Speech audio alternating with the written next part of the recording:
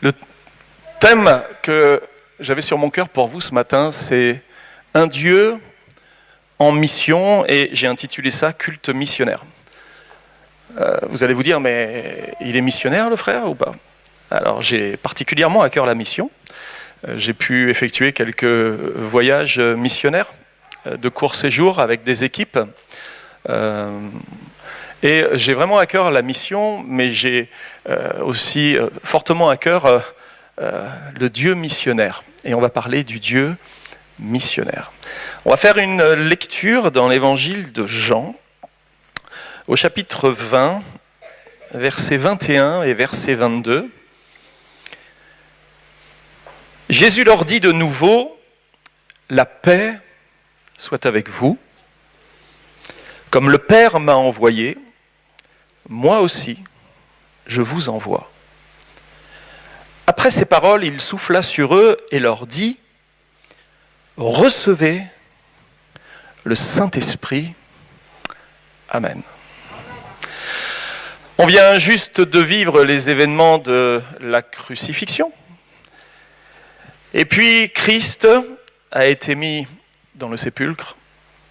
Les femmes, Marie de Magdala s'est dirigée vers le tombeau et elle trouve le tombeau vide. Alors elle retourne vers les disciples affolés. Elle pense dans son cœur et dans sa tête qu'on a volé le corps du maître. Alors Pierre, c'était un peu le référent là, Pierre, il dit je vais y aller là, il faut que j'aille voir. Et puis il y a Jean qui suit derrière, et puis ils font la même constatation, le corps de Jésus a disparu. Et puis l'évangile de Jean mentionne que Marie est toujours là, à l'extérieur du sépulcre, elle pleure. Et puis à un moment donné, elle reçoit une révélation. Elle se penche dans le sépulcre, elle voit deux anges, un assis là où était le corps du maître, un à la tête et l'autre aux pieds. Et puis il lui pose la question, mais pourquoi pleures-tu? Quelqu'un qui est dans le deuil lui posait la question, pourquoi pleures-tu? Ça peut sembler inapproprié, vous ne trouvez pas? Et puis le Seigneur apparaît et lui pose la même question, et il va même plus loin, il lui dit, mais que cherches-tu? Comme si en fait elle n'avait plus rien à chercher. Comme si en fait tout était là maintenant. Arrête de chercher. C'est triste quand on est chrétien et qu'on continue à chercher alors que quelque part on a tout. Christ avait dit sur la croix, tout est accompli. Ça veut dire, ne cherche plus rien. Tu n'as plus rien à prouver. Tu n'as plus rien à chercher. En moi, si tu m'as, tu as tout. Tu n'as plus lieu de chercher, tu n'as plus lieu de pleurer. Tu as tout reçu et tu as toutes les consolations. Donc, magnifique annonce du Christ ressuscité lorsqu'il se présenta aux disciples, parce que le soir de cet événement, Jésus va apparaître au milieu des disciples. Et les disciples étaient un petit peu remués par tout ce qui s'était passé, par ce que les femmes avaient dit, par la constatation de Pierre et de Jean, de la disparition du corps du maître. Mais bon, c'était quand même les femmes qui avaient reçu les révélations. Alors, dans le milieu du Moyen-Orient, bon, les femmes, elles sont gentilles, mais parfois, elles voient des choses que les hommes ne voient pas. Alors, voilà. En effet, l'espérance avait été un peu érodée par les événements qui venaient de se dérouler à Jérusalem. Leur maître, celui en qui ils avaient mis toute leur foi et leur espérance, venait de subir le châtiment horrible de la crucifixion. Et la consternation les avait frappés, ils avaient peur des représailles, et tout cela avait gagné leur cœur. Ils étaient vraiment dans une position de malaise. Même si les femmes témoignaient que le maître était véritablement ressuscité et que 2 disciples étaient allés au sépulcre pour constater la disparition du corps de Jésus, pour plusieurs d'entre eux, il y avait quand même une certaine incrédulité qui demeurait. Dans Marc, chapitre 16, verset 12, il est dit « C'est alors que Jésus apparut aux 11 pendant qu'ils étaient à table et il leur reprocha leur incrédulité et la dureté de leur cœur parce qu'ils n'avaient pas cru ceux qui l'avaient vu ressuscité. » Donc, les disciples, il y avait plein de choses qu'ils ne comprenaient pas. Ils n'avaient pas compris que Jésus allait ressusciter. Et puis, ils avaient du mal à le croire en plus. Et la première parole que Jésus leur dit lorsqu'il apparaît au milieu d'eux, c'est « La paix soit avec vous ». Amen. Comme le Père m'a envoyé, moi aussi, je vous envoie. Et dans cette parole, nous découvrons la mission dans toute son étendue, c'est-à-dire d'où elle part, qui est à l'initiative ou quelle en est la source, et à travers de qui elle va se globaliser ou se répandre. Qui la réalisera concrètement? Quels en seront les moyens? Mais nous y puisons aussi sa prérogative, qui est la paix de Dieu. Si vous pouvez mettre la diapo d'après. Lorsqu'on parle de la mission, notre imagination se représente presque immédiatement des hommes et des femmes attachés à une organisation religieuse basée à l'étranger et menant des activités spirituelles, sociales, humanitaires, éducatives, médicales, etc., etc., etc. Pour la petite photo, la femme qui est à gauche s'appelle Hélène, le frère qui est à droite s'appelle Franck. Nous étions ensemble avec un groupe de 10 frères et sœurs de l'église de La Ciotat. Et là, ça se déroule au Togo. Je ne sais pas s'il y a des Togolais ce matin. Donc on était au Togo, pas très loin de Lomé, dans un village où nous menions une opération humanitaire qu'on a appelée les chèvres de l'espoir, où on offrait une chèvre par famille pour mettre en place les programmes. Je pense que vous avez déjà écouté ça, les programmes d'éducation santé communautaire que nos missionnaires mènent à différents endroits du monde. Et donc on est rentré dans ces programmes, on a mis en place aussi des choses dans ce village avec les pasteurs locaux. Et on a vécu vraiment des événements fantastiques. Et certainement que quand on vous dit on va parler de la mission, c'est l'image que vous vous faites. D'hommes et de femmes qui partent en Afrique ou dans des pays du monde pour apporter la parole de Dieu et apporter le soutien sous toutes les facettes que cela peut représenter, soutien humanitaire, etc. Et nous devons avouer souvent la mission, la vision de la mission, notre vision de la mission est particulièrement anthropocentrique. Ça veut dire quoi, anthropocentrique? C'est-à-dire centré sur l'homme. On parle de l'activité de l'homme. Certes, ces hommes et ces femmes sont des chrétiens, mais c'est très anthropocentrique dans la manière dont on le présente. Parce que c'est focalisé principalement sur l'activité humaine, et donc ce n'est pas forcément très théocentrique. Et donc théocentrique, c'est quoi? Centré sur Dieu. C'est-à-dire focalisé sur l'activité de Dieu. Et pour redonner du sens à l'action missionnaire, il est impératif de parvenir à recontextualiser l'activité missionnaire au centre de la volonté de Dieu. Remettre l'activité missionnaire au centre de la volonté de Dieu. Et en matière de mission, tout est une question de cause, de but et de moyens. Car la confusion est toujours dans les esprits lorsque nous faisons l'impasse sur la cause et les buts au profit des moyens. On parle beaucoup des moyens, mais peu de la cause. Et il est évident que les moyens permettent d'atteindre les buts. Si on n'a pas les moyens, comment atteindre les buts? Mais se focaliser essentiellement sur les moyens, voire les buts, c'est prendre le risque de perdre de vue la véritable perspective, celle qui se situe à la cause et donc la vision, ce qui impulse la mission. Ainsi, la mission n'échappe pas à cette possible confusion quand nous oublions de rappeler constamment la cause principale, tandis que l'on parle plus généralement des moyens déployés pour atteindre les buts recherchés. Alors on va parler du nombre de missionnaires, des activités qu'ils mènent, etc. Mais pas seulement, vous allez voir, de la mission à l'étranger. C'est pourquoi dans le cadre de notre culte, je souhaite vous partager ce qui est à la source ou à la cause de la mission et quels en sont les véritables buts, sans oublier de mentionner les moyens qui doivent se développer pour l'atteindre. Et je vous propose que nous puissions voir ensemble ce qu'il convient d'appeler les 3 M de la mission. Il y a une diapo qui doit arriver. Le premier M, il faut juste appuyer, à mon avis, une fois de plus. Le moteur de la mission. M comme moteur. Quel est le moteur de la mission? On parlera d'une notion ensemble, c'est la missio Dei. Je ne sais pas si vous avez déjà entendu ce mot, enfin ces 2 mots. Deuxièmement, on verra ensemble le modèle de la mission ou l'incarnation. Et on parlera, troisièmement, des moyens de la mission. Ça vous concerne, c'est-à-dire la communauté ou l'Église. Prenons en premier le moteur de la mission, appelé aussi la missio Dei. Lorsque l'on parle de la mission, il convient en premier lieu de parler du Dieu de la mission, comme l'annonce le titre de notre message. Car c'est bien le Dieu de la mission qui est la cause première ou principale de la mission. C'est bien lui qui envoie. C'est bien lui qui est à l'initiative de la mission.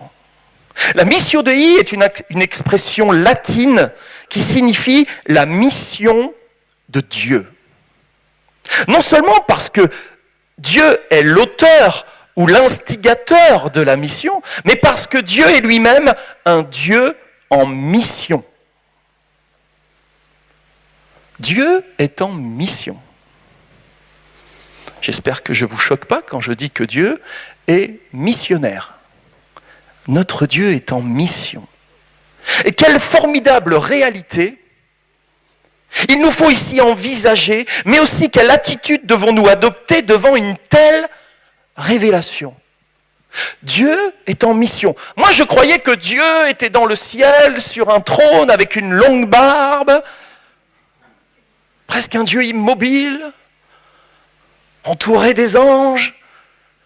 Et il me tarde d'être un jour autour de ce trône, avec les multitudes en fête. Mais la Bible ne nous présente pas Dieu comme un vieillard assis sur un trône.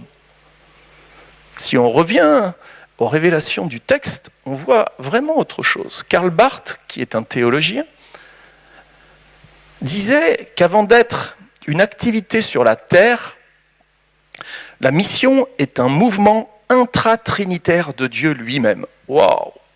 C'est un théologien, ils sont compliqués les théologiens. Un mouvement intra-unitaire de Dieu lui-même. Barth est quelqu'un qui a beaucoup apporté sur la notion de la Trinité. Et il a observé, en lisant la Bible, en regardant comment la Trinité fonctionne, qu'en fait la Trinité c'est quelque chose qui est dans un mouvement permanent et perpétuel. C'est pas quelque chose de figé. C'est quelque chose qui ne cesse de bouger. C'est pas parce que ça bouge que ça change. Mais c'est un mouvement d'amour entre le Père, le Fils et l'Esprit Saint. Ce sont des échanges constants et permanents, des relations qui ne cessent de s'échanger, de se compléter. Il y a véritablement un mouvement au sein de la Trinité. Et la mission découle donc du mouvement dynamique interne de Dieu qui se trouve dans une relation interpersonnelle entre le Père, le Fils et le Saint-Esprit.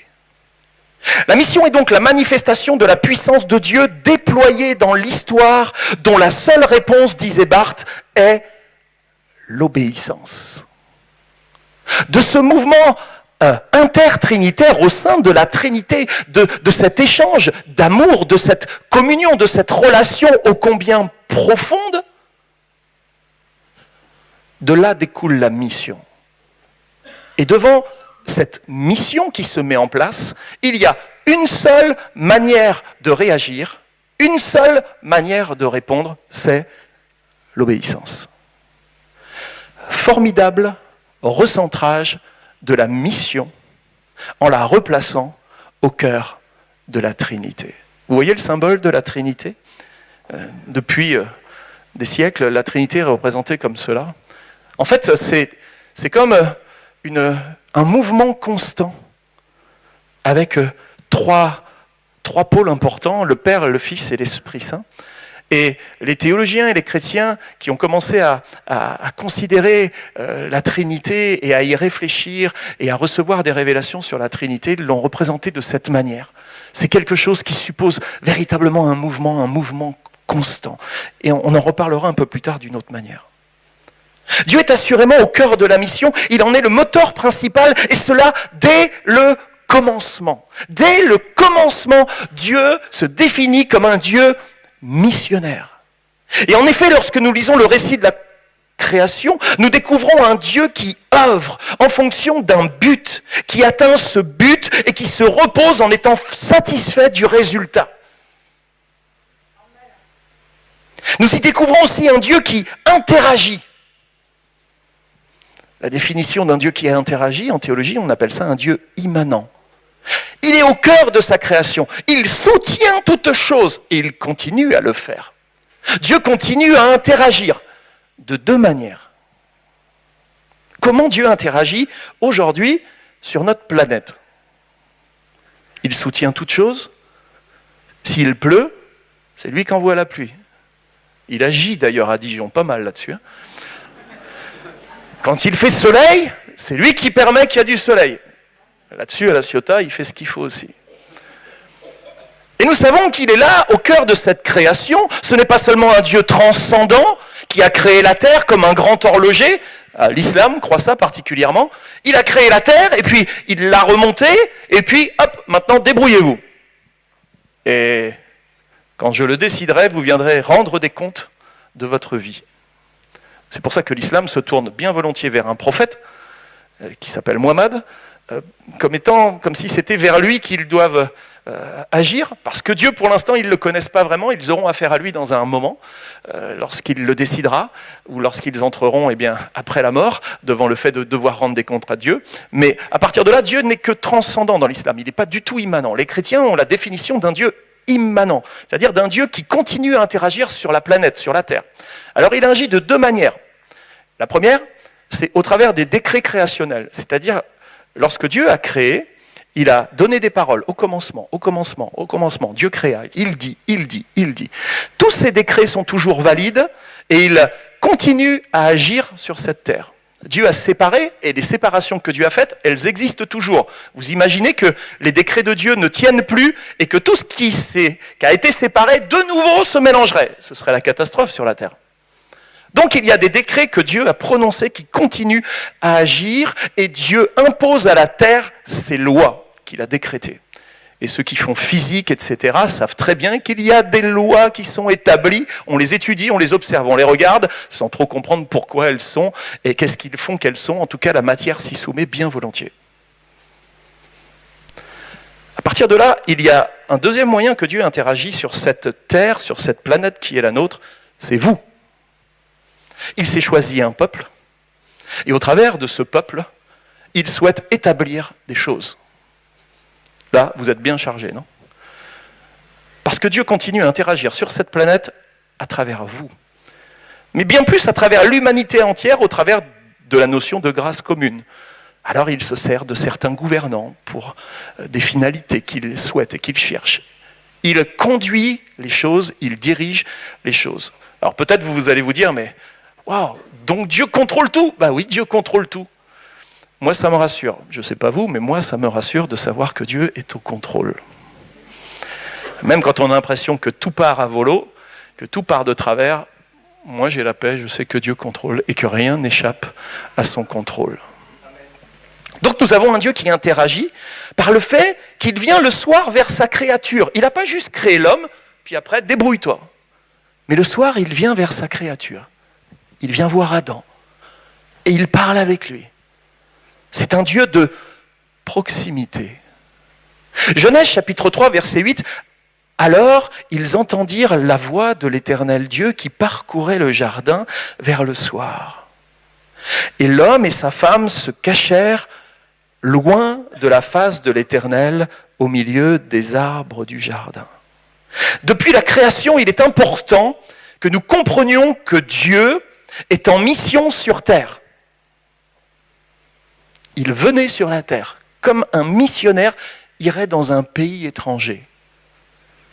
Alors oui, ça me fait rire quand je dis ça à chaque fois, Dieu est un extraterrestre. Il y en a qui sont passionnés par les extraterrestres, moi j'en connais un. Mon Dieu est un extraterrestre. Il vient bien volontiers sur la terre. Et rencontrer Dieu, faire la rencontre de Dieu, c'est faire la rencontre d'un extraterrestre. Et il n'est pas de la terre, notre Dieu, il est du ciel. Mais enfin, il est de partout même. Et Dieu vient en mission sur la terre. Aussi l'image d'un Dieu statique qui se contenterait d'envoyer ses enfants pour faire sa volonté pendant que lui ne resterait qu'un observateur de ce qu'ils font n'est pas du tout biblique. Même si l'image de Dieu assis sur un trône a quelques significations qui peuvent nous être utiles, il faut toutefois se méfier des images, parce qu'elles figent les réalités et elles les emprisonnent. Jésus a dit dans Matthieu, le verset va apparaître, 28-20, « Et voici, je suis avec vous tous les jours jusqu'à la fin du monde. » C'est bien Dieu qui interagit, ça, non ? Il est avec nous, il fait le travail avec nous, il ne nous laisse pas seuls, il ne fait pas juste de dire « Voilà, je vais te dire ce qu'il faut faire, maintenant tu y vas. » Et lui, il attend qu'on revienne pour lui rendre des comptes. Non, il est avec nous dans ce que l'on fait. Et ça, ça devrait non seulement nous rassurer, mais de nous dire, mais on n'a pas à s'inquiéter pour les résultats là. Si Dieu est avec nous, vous connaissez la suite ? Waouh, c'est bon, ils connaissent. Hein ? Et tandis que Jésus donne son ordre de mission à l'Église, dans l'évangile de Matthieu, chapitre 28, versets 19 et 20, il est dit « Allez, faites de toutes les nations des disciples, les baptisant au nom du Père, du Fils et du Saint-Esprit, et enseignez-leur à observer tout ce que je vous ai prescrit. » Il prend soin d'ajouter « Et voici, je suis avec vous tous les jours jusqu'à la fin du monde. » Formidable. Formidable, il aurait pu se contenter de dire « Allez, faites, enseignez, donnez ses ordres », mais il dit « Mais je vais être avec vous. Je ne fais pas que de vous envoyer, je vous accompagne, je suis avec vous. » Donc, on pourrait se dire « Nous avons eu de bons résultats en mission, mais si on était bien objectif, on dirait « Voici les résultats que le Seigneur a eus et les résultats qu'il a obtenus, et nous, on l'accompagnait. » Vous savez, on est parfois un peu comme cet enfant qui arrive devant ce petit garçon qui est un peu plus costaud que lui. On est un peu le freluquet, celui qui est tout maigre. Et puis il y a toujours le gros balèze de l'école qui essaye de casser la figure à tout le monde. Et puis on le voit arriver sur nous, ce gros balèze. Et puis il est prêt à nous taper, il est prêt à nous en mettre plein la figure. Et d'un seul coup, on le voit qui commence à blêmir et qui s'en va. Et là, on se dit, waouh! Je l'ai impressionné. Il a reculé. Et puis quand on se retourne, on voit qu'il y a notre papa qui est derrière. On s'imaginait que c'était nous qui avions impressionné ce gars, mais en vérité, c'est juste parce que notre papa était derrière. Il n'a rien dit, le papa. Mais quand cet enfant méchant est arrivé et qu'il a vu notre papa, c'est pas nous qui l'avons impressionné, c'est notre papa derrière. Vous savez, le Dieu en mission avec nous, il est toujours derrière là. Et à partir de là, il y a plein de choses que nous, les chrétiens, nous obtenons. Croyons pas tant que c'est nos capacités, c'est nous qui faisons fuir l'adversaire par notre présence. Rappelez-vous Élisée avec son serviteur, avec l'armée des Syriens qui entourait la ville de Dothan. Et Élisée, il était en paix, lui. Pourquoi ? Parce qu'il avait les yeux ouverts sur une réalité spirituelle que son serviteur ne voyait pas. Et Élisée va faire une prière, il va faire « Ouvre les yeux de mon serviteur ». Mais non seulement tu ouvres les yeux de mon serviteur, mais comme Élisée avait la double onction, il a dit tu fermes les yeux des Syriens. Alors le serviteur, il a ouvert les yeux et les Syriens, il les ont fermés. Waouh, c'est beau ce que fait Dieu, non ? Il ouvre, il ferme, il fait ce qu'il veut.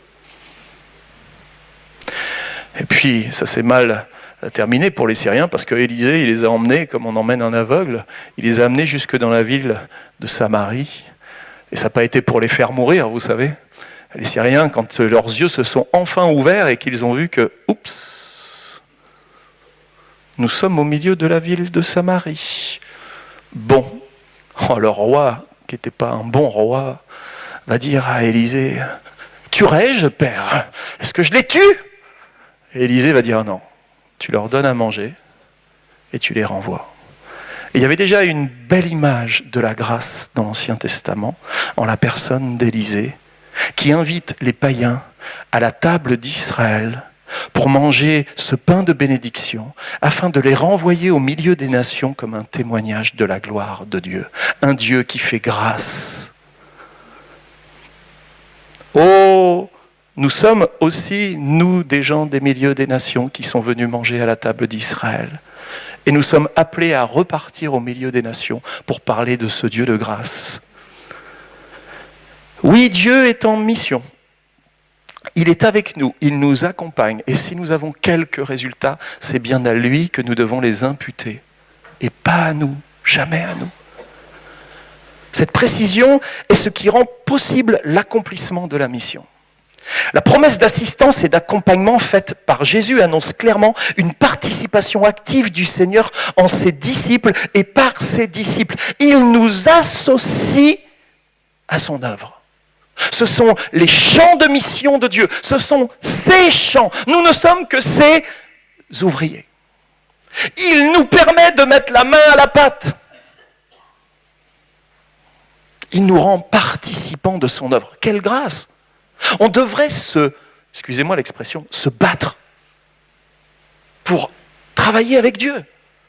Mais quelle grâce! Il nous est fait de pouvoir participer. C'est comme, vous savez, la maman, elle est dans sa cuisine, elle est en train de faire le gâteau, puis il y a la petite fille, elle est là. Moi, je veux faire, moi, je veux faire, moi, je veux faire. Alors la maman, elle monte sur la chaise et puis elle dit, vas-y, pétris la pâte avec moi, là. Alors elle pétrit la pâte, elle est contente, la petite. Et puis la maman, elle a coupé les fruits, et puis une fois qu'elle a mis la tarte dans le plat, parce que la petite, elle n'est pas trop agile pour faire ça, elle fait des trous dans la pâte partout, la maman, elle continue, et elle demande à la petite, maintenant tu vas mettre les fruits dans la tarte. Alors elle met les fruits un peu n'importe comment, puis la maman, elle range, et puis la maman, elle met le sucre, on le met dans le four, et alors que le gâteau arrive sur la table, la maman fait quelque chose d'extraordinaire. La dernière fois, j'ai mangé un gâteau, et c'est ma petite fille de 2 ans. Ma femme, elle a fait, tu vois le gâteau? C'est Joy qui l'a fait. Oh, ma petite fille, elle était là. Oui, c'est moi, papé, il l'a fait. Est-ce que vous comprenez ce que je veux dire? Dieu, c'est comme cela qu'il agit avec nous. Parfois, il nous laisse croire que c'est nous qui l'avons fait. Et ça nous fait du bien de voir du résultat à notre activité. On est encouragé, mais vraiment, si on considérait les choses, on ne fait qu'aider combien de fois maladroitement le Seigneur. Il pourrait faire les choses bien mieux s'il les faisait tout seul, vous savez. Mais pourtant, il nous associe à lui parce qu'il nous aime et parce que nous en avons besoin. Donc, cela, le Seigneur l'a rendu possible par la puissance de son esprit, au travers duquel Jésus n'est pas seulement avec nous, mais il est aussi en nous. Quelle garantie! C'est-à-dire qu'à chaque fois qu'on fait quelque chose, on n'a pas à dire « Bon, il est où Jésus? Faudra qu'il vienne avec nous. » Quand je suis parti de la Ciotat, je n'ai pas dit « Bon, Jésus, t'es où? Il doit être dans mon bureau, non ?» Dans les bureaux des pasteurs, il se cache toujours d'ailleurs. Alors, Jésus, il faut que je monte en Bourgogne là-bas, et il faudrait que tu viennes avec moi. Non. Partout où je suis, il est là. C'est pas bien ça? C'est formidable. J'ai pas à le chercher. Partout où je suis, il est là. Ou plutôt, il est là partout où je suis. Tous les lieux où tu poses tes pieds, c'est une terre sainte. C'est pas parce que tes pieds ils sont mieux que ceux des autres. Hein. C'est parce que je suis là. Je tabernacle en toi. J'habite en toi. Je veux tabernacler au milieu des hommes. Et même plus que ça, Jésus a dit, je veux tabernacler dans les hommes. Vous êtes le tabernacle, vous êtes le temple. Et je vais habiter à l'intérieur de vous. Un Dieu si grand qu'habite dans des temples si petits. Les hommes de la Grèce, ils ont construit des grands temples pour des dieux qui étaient en réalité des petits dieux humains. Et nous avons un grand Dieu qui vient habiter dans des tout petits temples. Et tellement imparfait en plus. Mais l'idée est malheureusement répandue et profondément ancrée que l'Église a une mission, que nous définissons comme faisant partie de ses différentes activités. Ainsi, à côté des services en rapport avec le culte, l'enseignement, l'adoration, les sacrements, nous trouvons l'idée de la mission en tant qu'activité de l'Église. La mission, c'est une activité de l'Église. C'est une activité de notre mouvement des Assemblées de Dieu, la mission, parmi toutes les activités de notre mouvement. Et une telle définition de la mission nous conduit à penser à Dieu comme étant dans une posture statique qui ne se servirait de l'Église que pour témoigner de lui, comme étant un Dieu lointain et inaccessible autrement que par son Église. Mais l'image biblique est bien différente. La mission prend sa source en Dieu. La mission prend sa source en Dieu. Et cela dès le jardin d'Éden, quand Dieu posa la question à sa créature, alors qu'elle venait de chuter. Genèse chapitre 3, verset 9. « Où es-tu, Adam ?» C'est un Dieu qui cherche, qui vient vers nous, jusqu'à l'homme qui a chuté, jusqu'à la femme qui a chuté. Nous voyons ici que la mission est à l'initiative de Dieu dans une recherche pleine d'amour de sa créature déchue afin de la ramener dans son état initial avant que le péché fasse son œuvre en elle. Et depuis la chute relatée en Genèse 3, Dieu vient constamment à la rencontre de sa créature. C'est lui qui nous cherche et c'est lui qui nous trouve. Amen. Et même lorsque nous avons cette impression que c'est nous qui sommes les initiateurs a posteriori, on se rend compte que Dieu nous avait précédés véritablement. Regardez ce que dit Jean chapitre 15, verset 16. Ce n'est pas vous qui m'avez choisi, c'est moi qui vous ai choisi. Amen. La mission est donc avant tout la mission de Dieu. La mission est donc la mission de Dieu avant tout. Et nous devons considérer la mission non comme une démarche humaine, mais comme les desseins de Dieu. Nous devons considérer la mission non comme étant une action que nous entreprenons, mais comme étant celle que Dieu détermine et accomplit d'une éternité à l'autre. Nous devons considérer la mission non comme centrée sur l'activité de l'homme, mais comme centrée sur l'activité de Dieu. Et un tel changement de perspective nous conduit à déclarer que la mission est à Dieu et non à nous. C'est la mission de Dieu qui précède, entoure et dont découle toute mission que nous entreprenons. Aussi, Dieu n'a pas tant une mission pour son Église dans le monde qu'une Église pour sa mission dans le monde. Ça va, vous réalisez la subtilité ? Dieu n'a pas tant une mission pour son Église dans le monde qu'une Église pour sa mission à lui dans le monde. Dès lors, si l'Église existe, si vous existez, c'est précisément parce que Dieu est en mission, en mouvement, à la recherche de ceux qui sont perdus. La Bible devient alors le livre de la mission de Dieu au milieu des hommes et pour le salut des hommes. La véritable déclaration de missiologie à laquelle nous devons nous attacher est la suivante. On peut me mettre la diapo d'après ? La mission est l'effusion débordante de l'amour du Dieu trine, du Dieu trinitaire, qui est la source de toute mission et de toute évangélisation. La mission est l'effusion débordante de cet amour du Dieu trine, qui est la source de toute mission et de toute évangélisation. Et si vous existez, et si nous existons en forme d'église, en rassemblement ce matin, c'est juste parce qu'au sein de la Trinité, il y a une effusion débordante d'amour, une recherche de Dieu vers l'homme et la femme déchus, afin de le ramener dans l'état initial, dans cet état dans lequel il était en Éden avant la chute. Et tout découle de là. Dieu est un Dieu en mission. Et cette mission est le résultat de l'amour de Dieu. Et nous faisons partie de cette mission. Quelque part, nous en avons été les buts. Dieu nous a cherchés et il nous a trouvés. Et nous avons répondu à son appel d'amour. Nous sommes venus à lui parce que nous avons ressenti tout son amour. Et nous en sommes toujours bouleversés. Enfin, j'espère que vous n'avez pas perdu le feu de votre premier amour. Parce que c'est un feu sacré qu'il nous faut conserver. Dieu est un Dieu d'amour. Et puis maintenant, ayant compris l'amour de Dieu pour nous, nous entrons dans ce mouvement missionnaire de Dieu pour aller apporter avec Dieu le témoignage de son amour auprès de ceux qui ne l'ont pas reçu. Et la mission prend sa source ou sa cause dans le Dieu trine. Le Père envoie le Fils dans la puissance de l'Esprit. Et c'est le fondement de la vie et de l'œuvre du Christ. Et le Fils dit à ses disciples dans Jean 20, 21, « Comme le Père m'a envoyé, moi aussi je vous envoie. » Et il souffle le Saint-Esprit sur eux. Et il y a dans ce passage une subtilité que le français ne fait pas ressortir. Comme le Père m'a envoyé. Et le mot grec pour envoyer, c'est apostello. Et ce mot apostello en grec signifie envoyer quelqu'un avec un équipement. Et ça suggère aussi un envoi officiel ou autoritaire.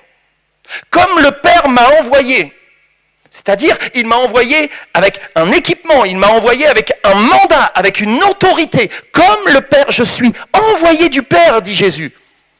Comme le Père m'a envoyé, moi aussi je vous envoie. Et là, le mot, ce n'est pas apostello, mais c'est tempo. Et ça signifie envoyer selon la terminologie générale et peut même impliquer un accompagnement. Ça contient l'idée d'un mandat. Je vous donne un mandat, mais je vous accompagne. Comme le Père m'a envoyé, m'a équipé pour la mission qui est la mienne, il m'a donné un corps, il m'a fait homme au milieu des hommes, comme il m'a envoyé et qu'il m'a donné autorité sur toute chose, alors moi je vous envoie, mais je vous envoie avec un mandat, tempo, et je vous accompagne. Et il souffla sur eux, ce qui renvoyait les disciples à l'œuvre de quoi? Quand Jésus souffle sur ses disciples, ça vous fait penser à quoi? À l'esprit, oui, vous êtes des chrétiens de Pentecôte. À l'esprit. Vous ne pouvez pas remonter un peu plus loin? À la Genèse, qu'est-ce qui se passe dans la Genèse? Ah! Dieu va se former un homme et la bouche de Dieu va venir sur la bouche de l'homme. Dieu ne fait pas du bouche à oreille avec nous, il fait du bouche à bouche. Moïse faisait du bouche à bouche avec Dieu. Tu seras ma bouche, je serai ta bouche. Et Dieu vient littéralement embrasser l'homme. Il se tient face à face avec l'homme. Tu es à mon image. Je suis en face à face avec toi. Ses yeux dans nos yeux. Son souffle entre dans notre bouche et il nous donne la vie. Et il a donné la vie à Adam. Comme le prophète qui se met sur l'enfant mort et qu'il met ses yeux dans ses yeux, sa bouche sur sa bouche. Et il lui redonne la vie. Dieu vient vers l'homme et lorsque Jésus vient sur eux et qu'il souffle sur eux, mais les disciples ils sont juifs, vous savez. Eux tout de suite. Mais ça c'est ce que Dieu a fait avec Adam. Il est en train de nous donner le souffle de vie, les amis. Il souffle sur nous. Il rétablit la vie là où régnait la mort. Adam a perdu la vie véritable, la vie de Dieu. Il a perdu le zoé de Dieu. Ça, c'est la vie de Dieu, le zoé. Il ne nous reste plus que le bios, la vie physique, la vie animale. Mais on a perdu la vie de Dieu. Le zoé, le principe spirituel. Et là, Jésus souffle sur eux, il les renvoie à la Genèse, au jardin d'Éden, au moment de la création. Et pour le juif, ça résonne. Dieu souffle de nouveau sur nous. Il y a là aussi la référence à la Pentecôte, bien évidemment, qui approchait et au travers de laquelle il passerait du tempo à l'apostello. Car il serait alors réellement équipé de l'autorité de Dieu pour proclamer le message du pardon des péchés et du rétablissement effectué au grand apostello de Dieu. Ils allaient être équipés et envoyés. Mais il fallait qu'ils attendent l'esprit, le mandat, la puissance de Dieu, l'autorité de Dieu. Waouh! À la Pentecôte, il se passe quelque chose d'étonnant. Alors qu'à Babel, il y avait eu la confusion des langues qui a dispersé les hommes, à la Pentecôte, Dieu renverse ce qui s'est passé à Babel. Il met son esprit sur les hommes, il parle des langues différentes, mais plus pour entraîner la confusion, mais pour entraîner l'unité. Oh, les Juifs, quand ils entendent ça, waouh, ça résonne chez eux, parce que les prophéties s'accomplissent. Dieu est en train d'œuvrer au rétablissement. Il est celui qui remet toutes choses. Tout ce que les hommes ont renversé par leur péché, il le rétablit sur ses bases. Il n'est pas seulement un créateur, mais il est un réparateur. Il est celui qui remet en état. L'annonce arrive juste avant l'ascension, et l'action prend place dès la Pentecôte. Le Fils envoie donc ses disciples dans la puissance de son esprit, du Saint-Esprit, et ce mouvement n'est que la continuité du mouvement initié en Dieu et par Dieu. Ainsi naît l'Église de la mission de Dieu. Il y a un petit schéma qui doit arriver. Voilà. Alors la vision classique de l'Église, c'est plutôt celle-là, une Église par activité qui est sectorisée. Alors on a le culte, là on est dans le culte. Et puis on a la mission qui fait, c'est une partie de l'Église, on a l'offrande missionnaire, on a les nouvelles missionnaires, c'est une partie de l'Église. Et puis on a la communion fraternelle, ce que nous vivons entre nous, les agapes, etc. Il y a l'entraide, l'aide sociale et toutes ces choses. Et puis on a les enseignements, ça fait partie aussi, on pourrait en rajouter. On peut sectoriser encore plus. Vous allez me dire, il y a la louange, moi je la mets dans le culte. Mais bon. Après on peut sectoriser à l'extrême. D'ailleurs, j'ai mis un camembert avec 3 petits points. Vous y mettez ce que vous voulez. Et donc la mission, c'est une partie de l'activité de l'Église. C'est une partie de l'activité de notre mouvement. Alors qu'en fait, la vision divine de l'Église au sein de l'activité du Dieu Trine, c'est la mission du Dieu Trine, et l'Église est une partie de l'activité du Dieu Trine, de la mission du Dieu Trine. Le Père, le Fils et le Saint-Esprit ont une mission au milieu des hommes. Et l'Église est un moyen que Dieu a à sa disposition pour accomplir sa volonté, sa mission. Et là, on ne voit plus pareil. Nous sommes, nous l'Église, un moyen que Dieu doit avoir à sa disposition. C'est pour ça que je vous dis, c'est l'obéissance derrière. Dieu doit nous avoir à sa disposition pour accomplir sa mission. Ce n'est pas nous qui accomplissons la mission de Dieu, c'est Dieu qui accomplit sa mission à travers nous. Êtes-vous prêts à être cette Église qui accomplit la mission de Dieu? Arrivez-vous à penser que Dieu est en mission à Dijon? Vous attendiez le pasteur Lavie, mais moi je vous dis, ce n'est pas le pasteur Lavie que vous devez attendre. Dieu est en mission dans la ville de Dijon. Et il a une Église dont il veut se servir pour accomplir sa mission. Du coup, ce n'est plus à l'Église de Dijon d'accomplir la mission de Dieu parmi toutes ses activités.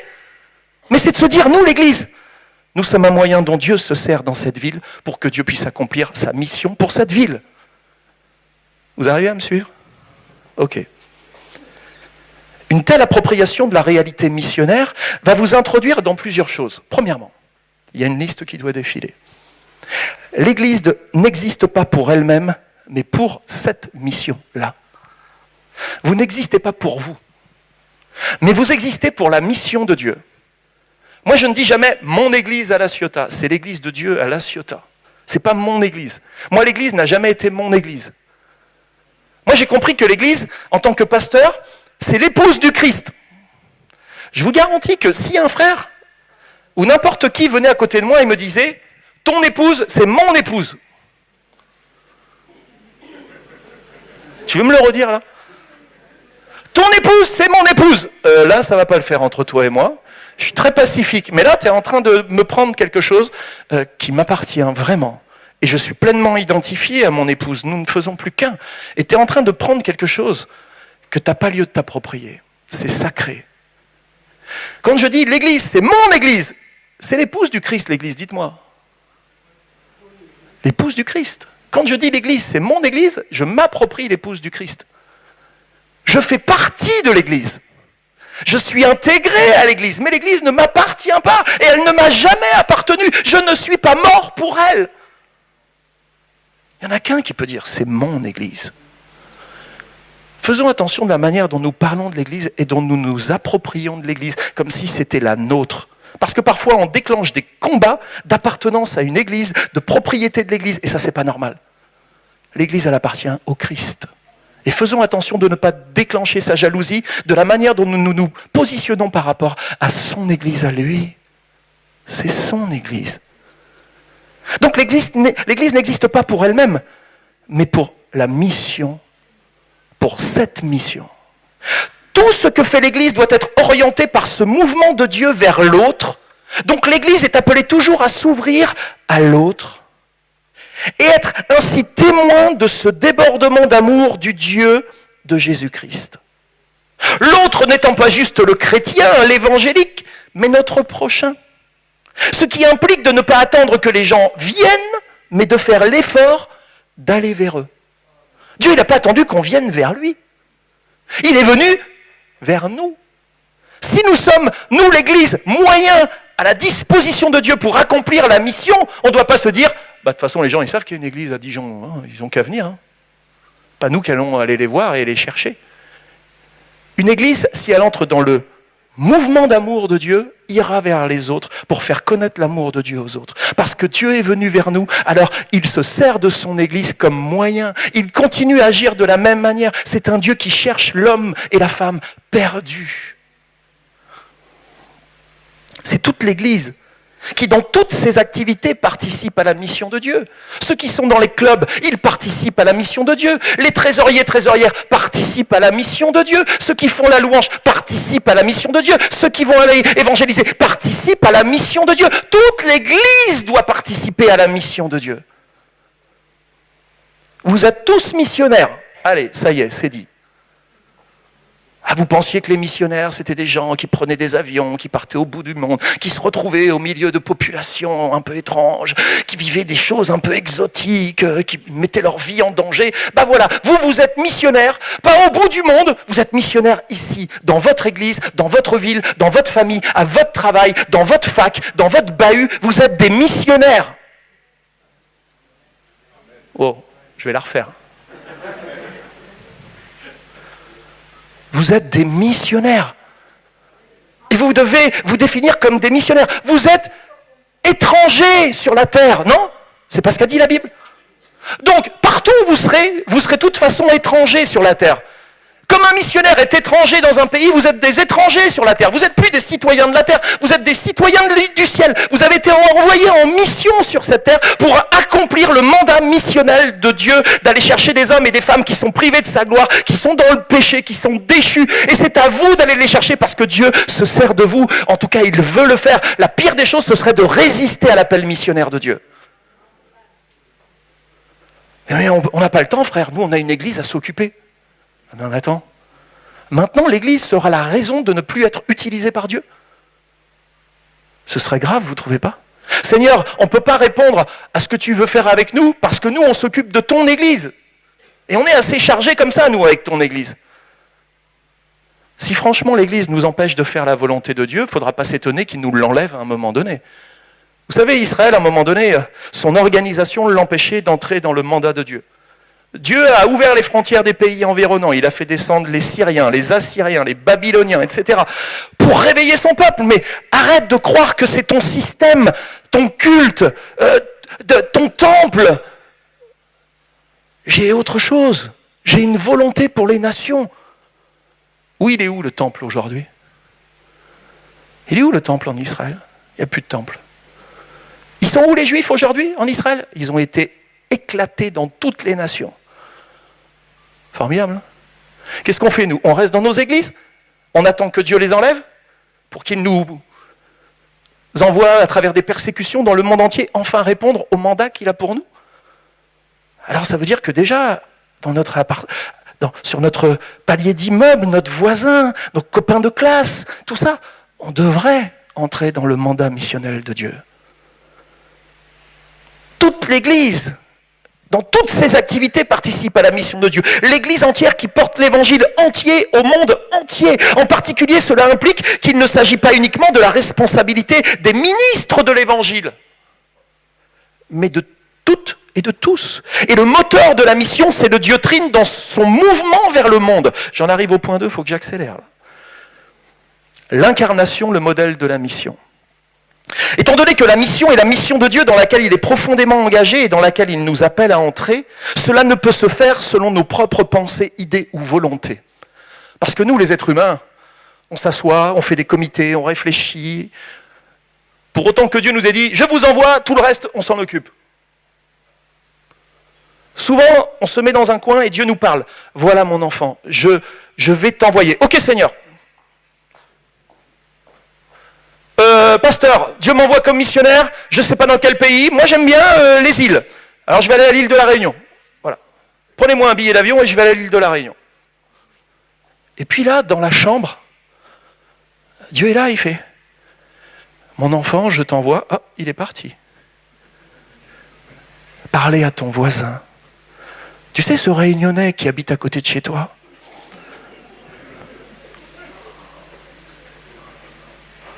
ça vaut la peine d'écouter Dieu jusqu'au bout, non?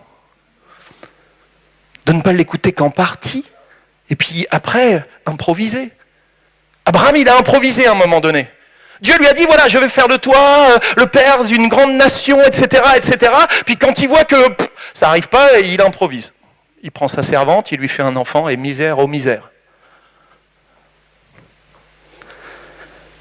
Donc, Dieu, la mission lui appartient, et on ne peut pas la faire avec nos propres pensées, nos propres idées, notre propre volonté.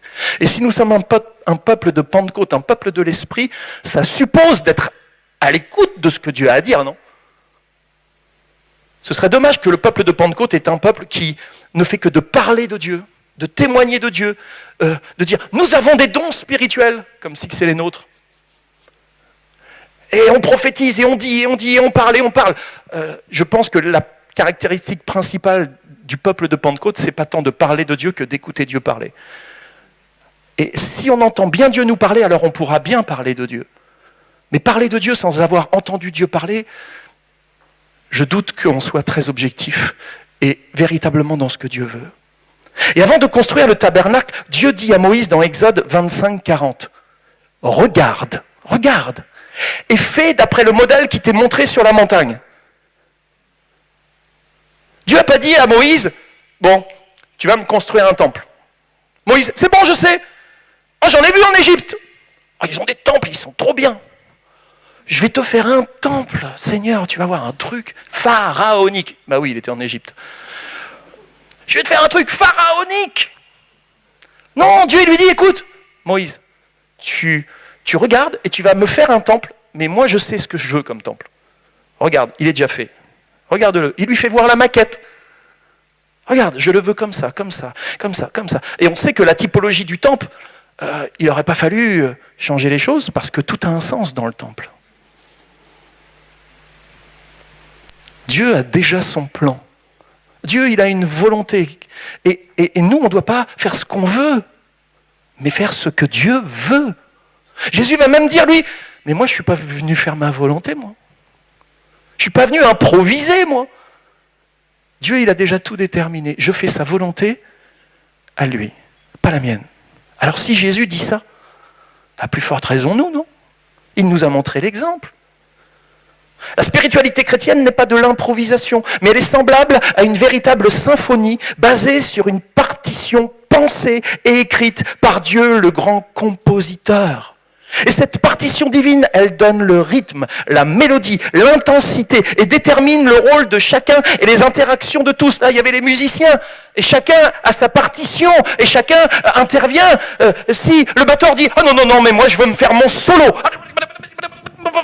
il fait ce qu'il veut. Et puis le violoniste dit « Oh non, non, c'est à moi ». Mais c'est la cacophonie. Et en musique, tout est réglé. On sait quand l'instrument doit jouer plus fort, moins fort, et quand le rythme accélère pour mettre en relief quelque chose dans la partition. Et Dieu, lui, c'est pas une partition où il n'y a pas de rythme.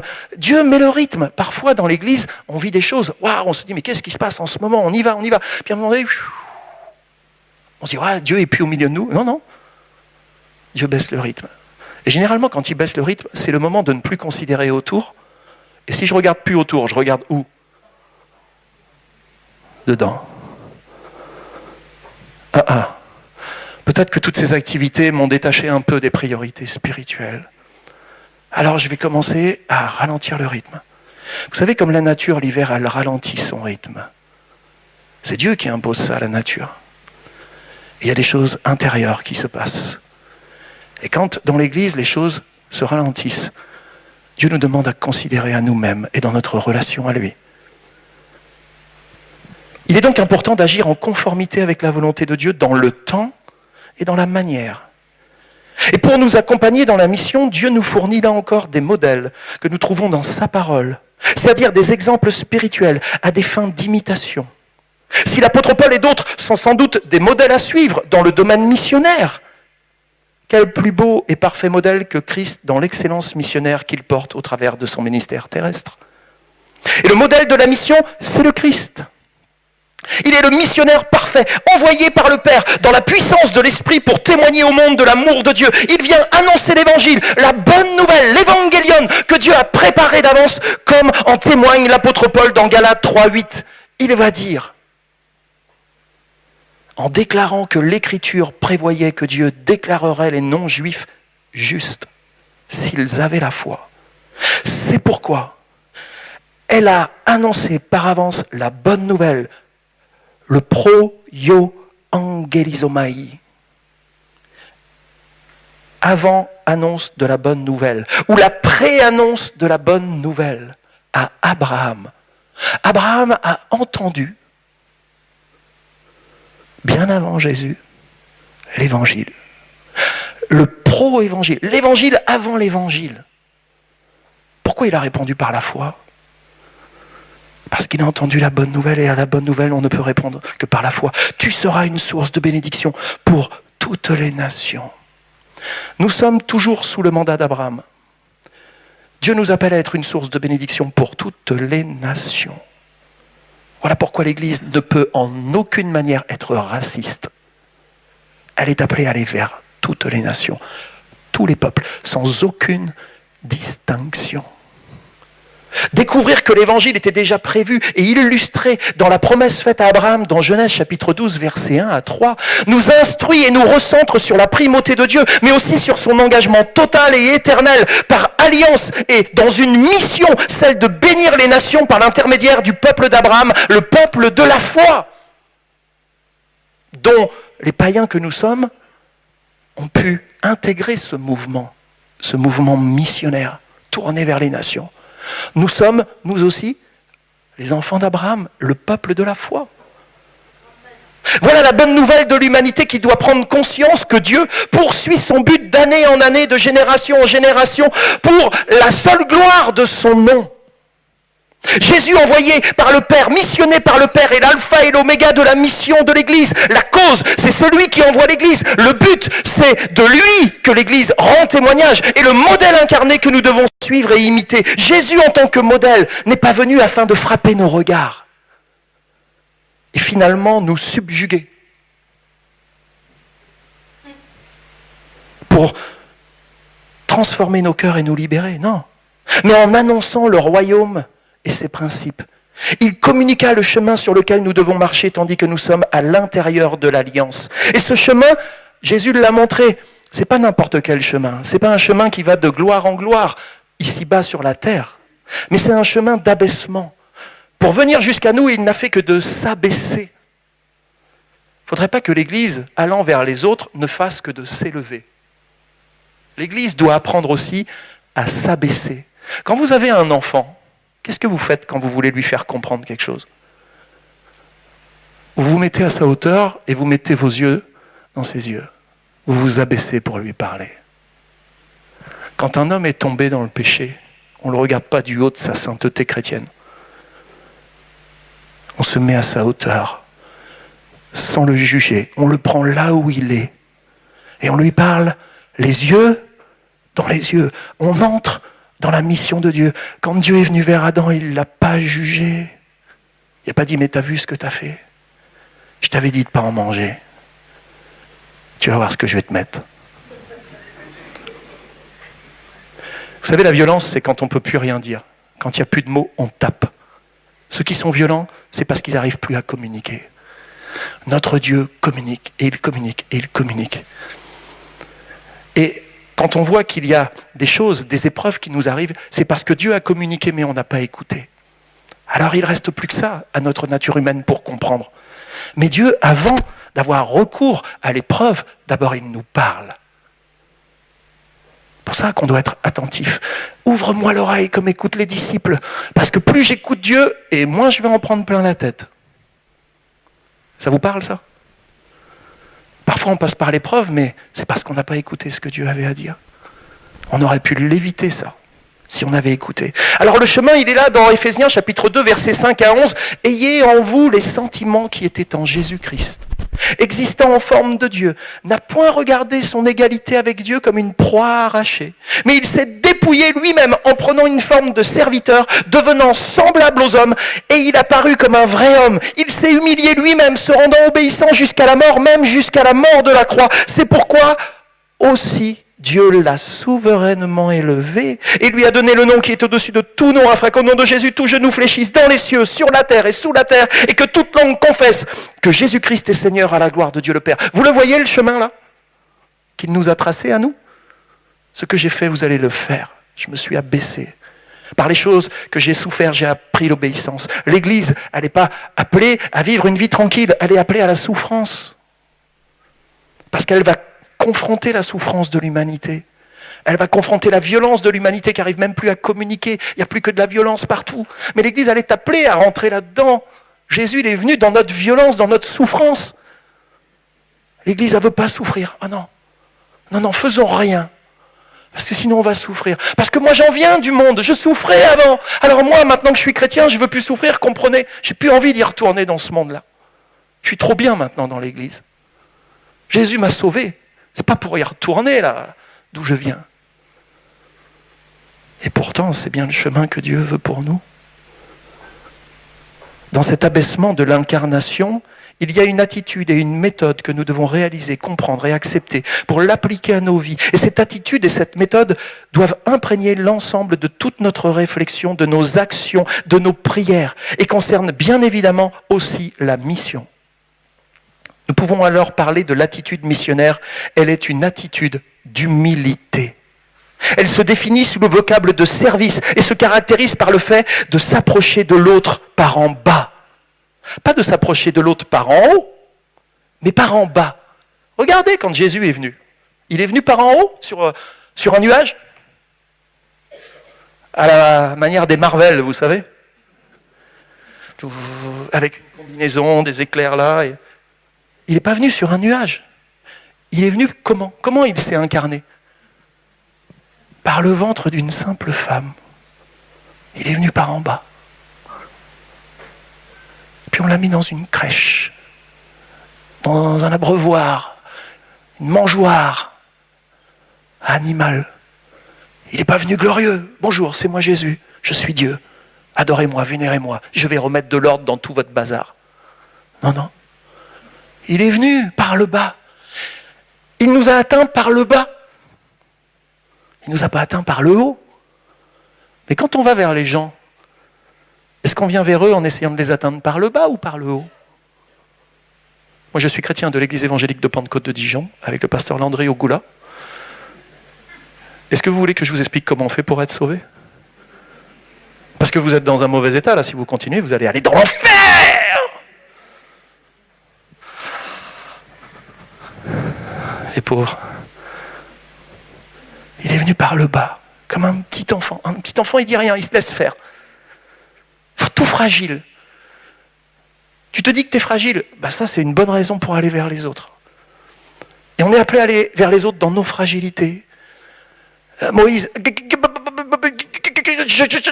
bah oui, tu vas parler à ma place, dit Dieu. Mais je sais pas parler. Tu vas être ma bouche, mon prophète. Dieu, quand il voit une faiblesse en nous, il dit, voilà, ça c'est... Voilà un instrument que je vais choisir. Il cherche la faiblesse en nous, il ne cherche pas la force. Toi, tu es là, c'est ma force. Je veux que... J'ai quelques compétences, pasteur.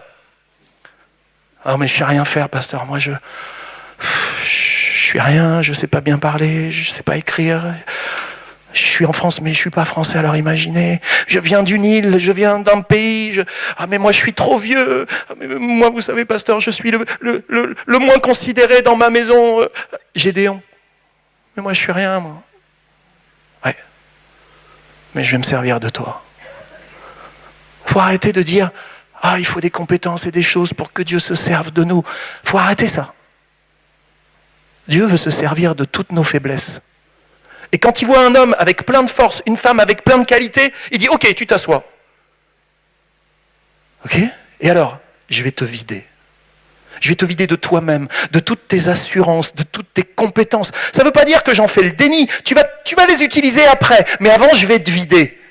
Parce qu'il y a trop de toi en toi et je veux qu'il n'y ait plus que de moi en toi. Alors je vais te vider. Alors on souffre au début quand on est plein de soi. C'est dur, hein ? Il nous emmène dans le désert et là, il nous vide. Et quand on ressort, on est là et... J'ai l'impression que je suis même plus chrétien, quoi, les gars, quoi. Il m'a vidé total, quoi. Et Dieu s'y dit, ça y est, maintenant, il est prêt. Je vais pouvoir y mettre ce que je veux. Et puis dans sa grâce, il nous permet de retrouver même des choses que nous avions acquises avant, mais il s'en sert autrement. Attitude d'humilité. Jésus n'est pas venu à nous par une descente glorieuse du ciel, mais par une naissance modeste et humble. Le roi de tous les êtres ici-bas voulut naître en simple serviteur, esclave volontaire. Il a vécu sur la terre sans éclat, sans honneur, dira l'apôtre Paul. Nous pouvons aussi parler de méthode missionnaire. Elle est en rapport direct avec l'humilité. Et cette méthode consiste à vivre dans l'abaissement. À l'exemple du Christ, nous découvrons ce que doit être la véritable mission. Jésus est l'ultime accomplissement de l'accommodatio Dei, c'est-à-dire Dieu qui se fait à nous.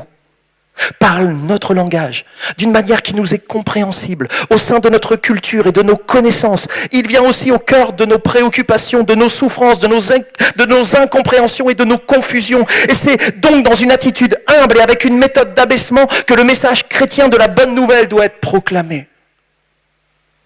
Proclamé. Et ce message chrétien ne doit pas être proclamé d'en haut, comme agissent tous les leaders de ce monde qui cherchent des tribunes d'expression les plus larges possibles. Non, le message chrétien est un message qui part du bas et remonte peu à peu, en entraînant avec lui dans une ascension spirituelle, c'est-à-dire dans une véritable piété, ceux et celles qui reçoivent dans leur cœur ce message et qui expérimentent ainsi l'activité de Dieu, c'est-à-dire la mission de Dieu dans leur vie. Malheureusement, dans l'Église, nous attendons parfois que l'autre s'adapte à nous, qu'il apprenne à parler la langue et la culture de notre tradition religieuse et qu'il puisse y participer enfin. Notre message est alors compris par le slogan suivant « Venez nous rejoindre là où nous sommes ». Tandis que l'activité missionnaire de Dieu est définie par « Rejoignons l'autre là où il est ». L'exemple d'abaissement du Christ nous pousse à nous adapter, mais sans perdre nos fondements. La question devient alors, comment puis-je m'adapter pour que l'autre me comprenne en ces termes à lui ?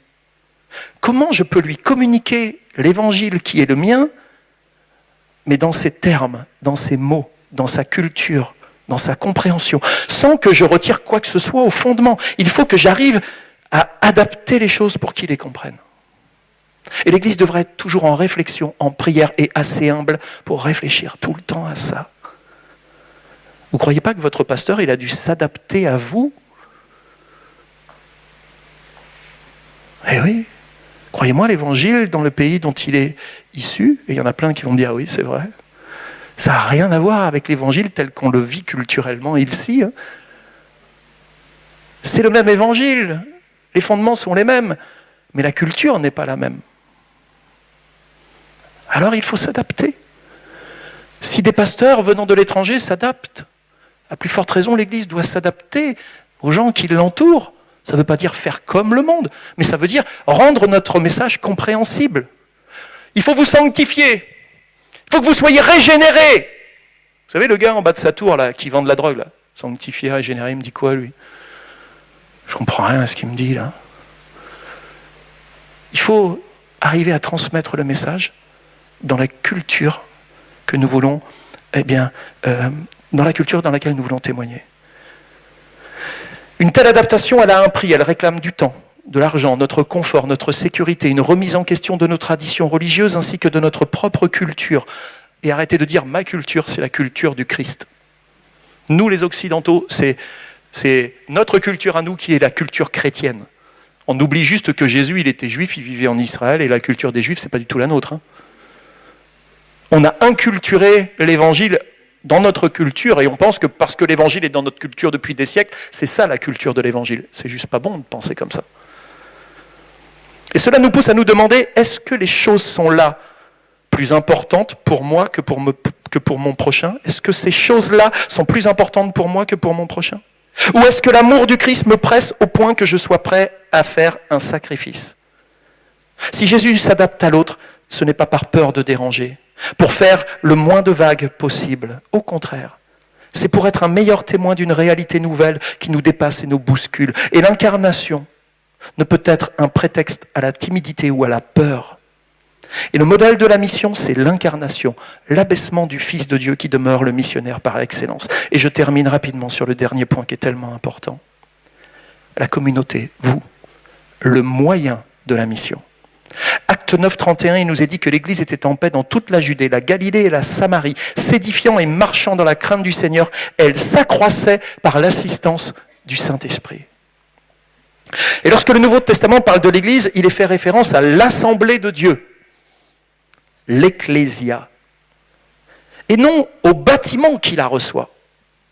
En ce sens, le titre de communauté ecclésiale est plus parlant pour nous aujourd'hui, car l'amalgame a été fait entre l'auditoire et la structure qui l'entoure. L'Église, c'est ça. Mais non, ça, c'est pas l'Église. L'Église, c'est ça. C'est vous l'assemblée de Dieu. Alors, il ne faut pas dire, notre Église, c'est l'assemblée de Dieu à telle rue. Il faut dire, je suis une partie de l'assemblée de Dieu dont la structure se trouve dans telle rue. Là, on est vraiment dans la bonne terminologie. Mais je suis l'assemblée de Dieu. En tout cas, quand ma femme est avec moi, on est une assemblée. Amen. Venir à l'église, ce n'est pas entrer dans un bâtiment, mais c'est pénétrer une communauté d'hommes et de femmes. Quand vous venez à l'église, vous n'entrez pas dans un bâtiment. Vous pénétrez une communauté de croyants. L'église, instrument de la mission de Dieu, nous parle principalement de relations. Et toute la Bible témoigne d'un Dieu qui cherche la relation. Notre Dieu est un Dieu de relation. De la Genèse à l'Apocalypse, Dieu est présenté comme un Dieu relationnel. Ainsi, l'alliance que Dieu n'a cessé de renouveler de manière transversale dans toute la Bible jusqu'à la Nouvelle Alliance est un espace de relation entre Dieu et son peuple jusque dans leur individualité. D'ailleurs, si on parle de Nouvelle Alliance, c'est pas tant une Nouvelle Alliance qu'une alliance renouvelée. L'alliance d'Abraham se renouvelle avec l'Église. 2 Corinthiens 5, 18, il nous est dit, et tout cela vient de Dieu, qui nous a réconciliés avec lui, c'est de la relation ça, par Christ, et qui nous a donné un ministère de réconciliation. Et là encore, on est réconciliés avec lui pour aller nous réconcilier avec les autres. Dieu veut de la relation. Oui, mais vous savez, j'ai tellement souffert dans mes relations que j'en veux plus. Mais tu es complètement à côté du message chrétien. Dieu veut rétablir toutes les relations. Il veut du relationnel. Même si on se blesse, c'est pas grave. On a la capacité de se pardonner en Christ, non ? Alors on ne doit pas avoir peur des relations et de nos différences. C'est comme ça qu'on grandit et qu'on entre en maturité. C'est en nous frottant les uns contre les autres. Amen. L'œuvre du Christ à la croix peut se regarder au travers du thème de la réconciliation et donc de la restauration des relations avec Dieu qui induit dans un second temps la restauration des relations les uns avec les autres. Et il faut cependant se replonger au cœur du Dieu Trine pour comprendre combien notre Dieu est un Dieu relationnel, et cela depuis toute éternité. Dieu est en permanence dans une communion d'amour entre le Père, le Fils et le Saint-Esprit. C'est-à-dire que la réalité ultime, celle qui se trouve en Dieu et vers laquelle nous sommes appelés, est avant tout relationnelle. Vous voulez entrer dans l'éternité ? Il y en a qu'un qui m'a dit oui. Je la refais. Vous voulez entrer dans l'éternité divine ? Alors vous allez entrer au sein d'une relation. Et quelle relation ? Cette relation qui existe depuis toute l'éternité au sein de la Trinité. Vous allez entrer au cœur de cette relation. Vous cherchez la relation. Où es-tu, Adam ? Où es-tu, chrétien de l'Assemblée de Dijon ? Où es-tu ? Je veux me réconcilier avec toi. Je veux te faire entrer dans cette belle relation qui existe au sein de ce Dieu Trine, Père, Fils et Esprit Saint. Une relation d'amour, d'échange et de partage profond au-delà de tout ce que tu peux penser ou imaginer. La relation ultime et la mission de Dieu qui est le prolongement en nous de Dieu en mission, et qui est mission de l'Église est avant tout relationnelle. Et on le voit dans la Bible et dans toute l'histoire de l'Église. La proclamation de l'Évangile crée la communauté, un centre relationnel, si uni que Paul le définira comme un corps en interaction selon le modèle trinitaire. Un corps qui interagit. Vous n'êtes plus des individualités, Paul va dire, vous êtes un corps, je vous réunis ensemble. Vous êtes réunis ensemble comme un corps est uni. Qui veut enlever un de ses doigts? T'as un couteau, Landry? Qui veut se séparer d'un de ses doigts? D'un pied ou d'une jambe? Personne. On veut maintenir l'intégrité de notre corps. C'est une souffrance si on devait s'enlever un morceau du corps. Et ceux qui ont peut-être vécu des opérations, enlever des morceaux du corps, c'est jamais très agréable. Ça nous fait beaucoup souffrir. Et l'Église, elle est réunie comme un corps. On ne devrait jamais dire « Ah là là, si celui-là ou celle-là pouvait s'en aller, je serais bien tranquille. » Si on pouvait l'amputer, celui-là, là, je vais aller parler au pasteur et lui dire « Non, ah oui, mais il fonctionne mal.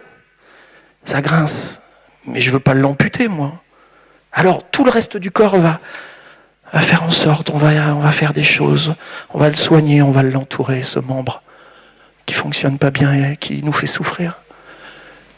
Puis avec Dieu, on va réussir à lui redonner sa mobilité. Ça va repartir. Mission relationnelle. Alors que des hommes et des femmes se tournent vers le ressuscité et se tournent les uns vers les autres dans une qualité relationnelle nouvelle, plus des relations de surface.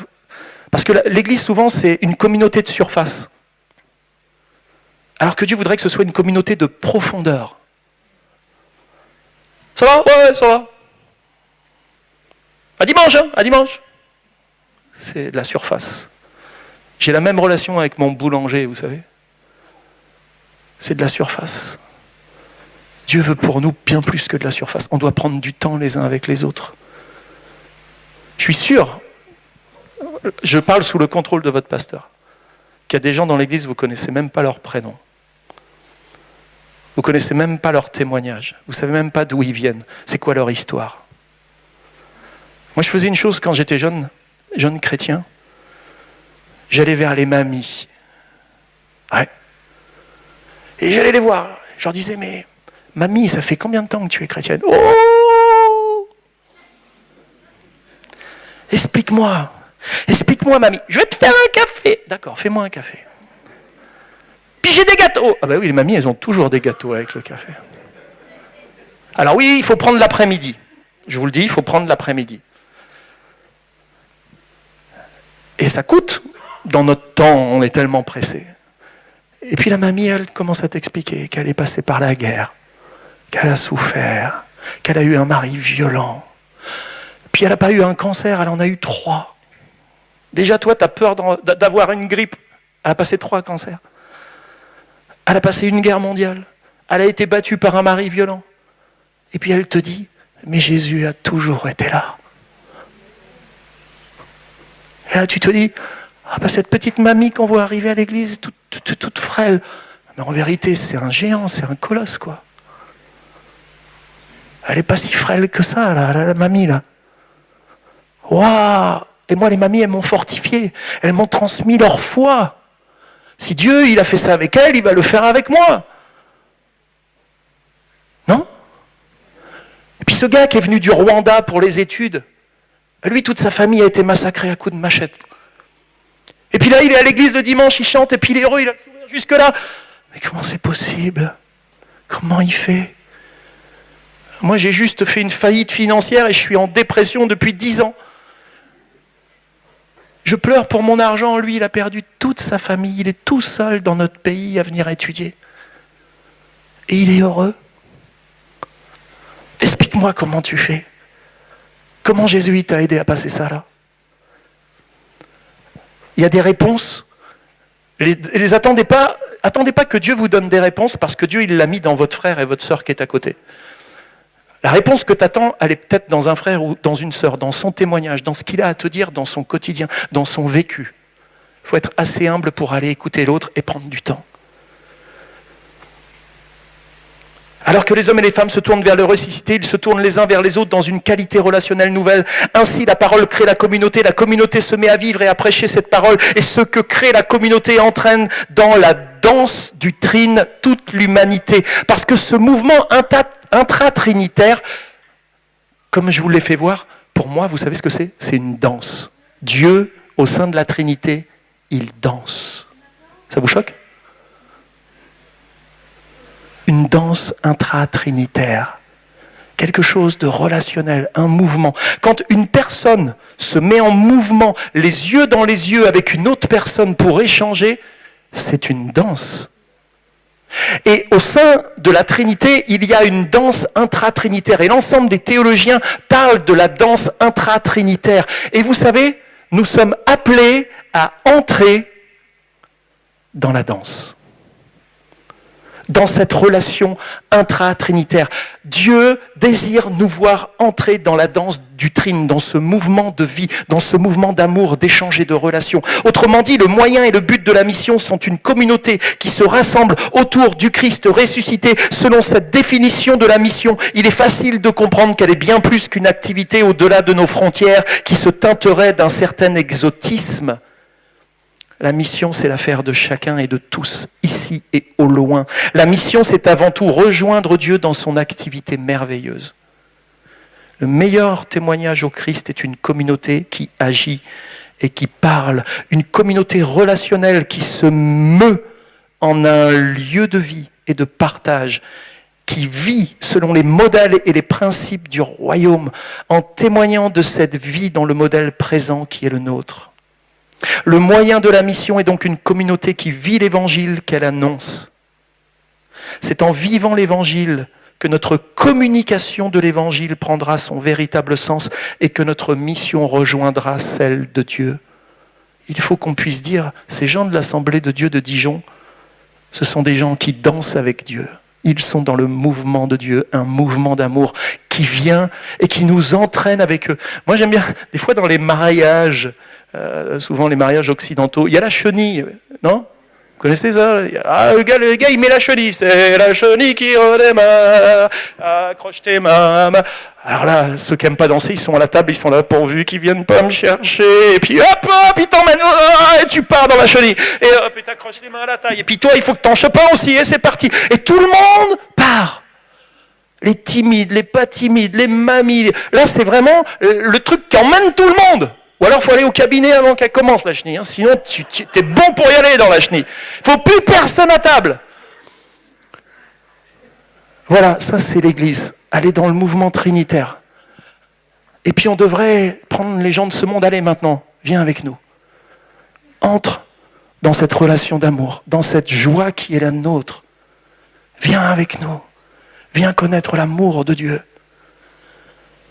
C'est alors que nous pouvons voir à nouveau et avec puissance, une puissance demeurer intacte, le Dieu en mission faire son œuvre et produire les résultats qui sont à sa mesure à lui. Évangile de Marc, chapitre 16, verset 20. Et ils s'en allèrent prêcher partout. Le Seigneur travaillait avec eux et confirmait par la parole, par les miracles qui l'accompagnaient. Quand Dieu est avec nous, il se passe toujours quelque chose. Le problème, c'est que parfois, on y va, mais sans lui. Puis on y va tout triste. Au lieu d'accrocher nos mains à sa taille et de marcher derrière lui dans cette joie et de dire aux autres, venez avec nous. Et que là, je ne peux pas me lever. Au nom de Jésus, lève-toi, marche. Et hop. Vous savez ce qu'ils faisaient, les paralytiques, quand ils marchaient ? À pied, ouais. Ils sautaient. Ah, mais les chrétiens de Pentecôte, on ne saute pas, nous. Hein. On ne saute pas. On ne saute pas. On ne bouge pas. La mouche. Je ne bouge pas.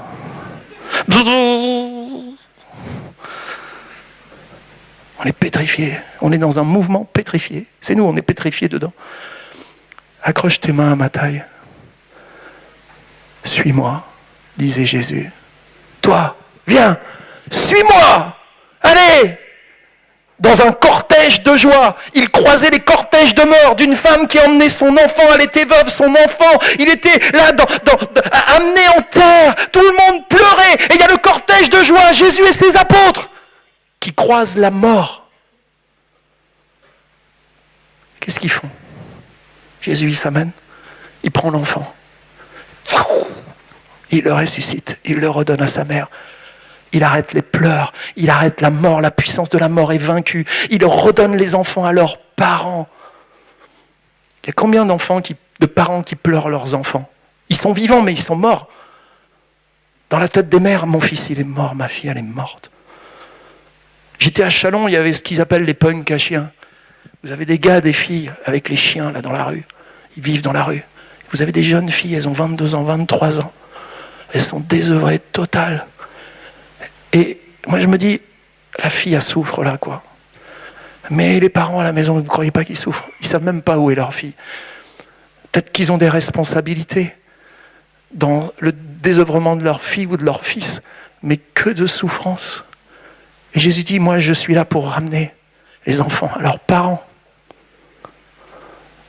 Il faut les faire entrer dans la danse. On a quelque chose que eux, ils n'ont pas. Il faut le comprendre, ça. On a la puissance de vie, la puissance de réconciliation. On a le message pour un monde qui souffre. La Bible dit que la création, elle soupire. Elle est là. Après quoi? Après la révélation des fils de Dieu. Ce que Dieu a mis dans votre cœur, le monde, il attend. Vous avez l'impression qu'il n'attend pas, mais il attend. La Bible le dit. Le problème, c'est qu'ils ignorent même leurs besoins. Il faut juste leur faire voir quel est leur véritable besoin.